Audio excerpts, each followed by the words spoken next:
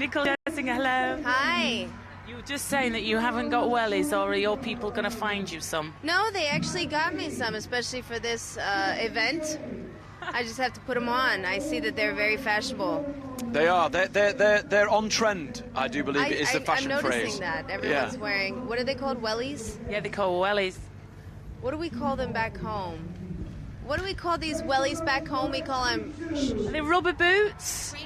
Rain boots. It's that galoshes. simple. We call them galoshes. Galoshes? Galoshes, aren't they the ones that come up to your thigh? Oh, trust Nicole Scherzinger to have thigh-high welly boots. That's very exciting. Not complaining, I'll be honest with you. So you've got your lipstick on, you're looking glam, but mentally your body clock is driving you crazy. Where have you just come from? Well, I'm a little jet lagged, but it's all good. I'm so happy to be here. I've been actually preparing for this for the past few days, but just finished shooting my first taping of X Factor in America and shot straight over here and worked on some new stuff to show everybody and get up on that stage in a few hours. No, it's just been released that you're going to be hosting X Factor in the US with Steve Jones. How long have you known about it for?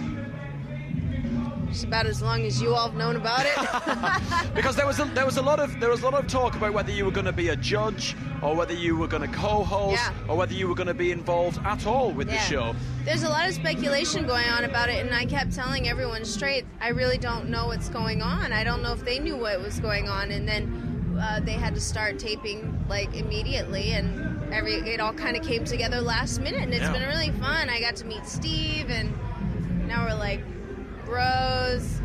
Yeah, you watch him. He's got an eye for the ladies. I was going to say, I can imagine that you became bros with Steve very quickly. Now, listen, I must say, I mean, it was terrible when our lovely Cheryl, Queen Cheryl, came down with malaria, but for you, that worked out beautifully, because we got to see a different side of you. I know it sounds bad, but you were like, woo, she's got malaria, woo! That girl's down! No, I'm joking. But she's gone down, that girl. But we got to see a different side to you. Instead of just looking hot and dancing and singing, we saw a much more empathetic side, if that's the word, and a gentle side and a nurturing side. So you think that helped? Yeah, it's hard to believe that I am human and I am a goofball. And I don't just loosen up my buttons, you know. No, like, this is what I'm very passionate about. It's what I grew up studying, was music and the performing arts. So any way I could be, like, supportive and, like you said, nurturing and empowering to these artists. Right now, with my role, I look at myself as, like, an artist ambassador. And I really, truly can empathize with them. I've been through that same exact audition process in the U.S. many years ago, and so it was a blessing to be able to do that on the show, and I didn't realize it'd be so well received. Yeah, and also you stood up one day and you did a big standing ovation for a while, and you had like a bodycon dress on, and you just looked amazing. They painted that dress on. I was like, sit down, will you? Sit down, because my other half was like, whoa. Are you going to wow them when you go on stage? There's music going on. I'm like, how can you not get up and dance during music? This is what I do. Yeah, do you know what I mean? Is it going to be difficult for you as a co-host with Steve to watch the judges' comments and then watch the reaction from the contestants? Are you going to be the kind of host that will get involved and give feedback to the contestants? I've never really been a host before, so obviously I think they did that on purpose, and I'm not going to be a traditional host. I'm an artist. So, like I said, I've come from the artist point of view, and I could be, I could stand for the artist and be an artist representative and ambassador. So it's hard because then they come off stage. I'm just like, I know what you're going through, and they'll say, what should I do next time? And it's just all positivity, and that's how you grow. You live and you learn and you grow. So. Cool. Now, what are you going to wear on stage here in Carlisle when you get on later on? Have you got a fantastic outfit to wow the crowds with? It's different. It's something I've never worn before. I had it made just for this show. Galoshes. Thigh-high galoshes, actually. And that's all. So stay tuned.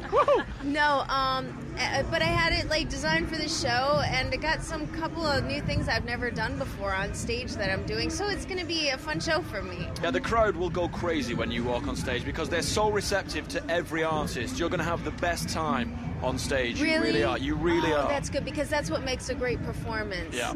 Oh, you wait. It's going to blow your mind. It's only a good performance when you feel their energy and you feel like they're in it. Then you're like, oh, are we rock stars tonight? Oh, we're going hard. Oh, yeah. Otherwise, you're like, Oh, are yeah. you feeling this? Is Do it- not leave anything in the backstage area. You've got to take it all. All right, thank you very much, Nicole Scherzinger. So she's going to be on the big main stage, wowing them. She's going to be doing things on stage she's never done before. Could be juggling, we'll see. Jumping through fire hoops. Yeah, with thigh-high galoshes. BBC Radio 1's Big Weekend.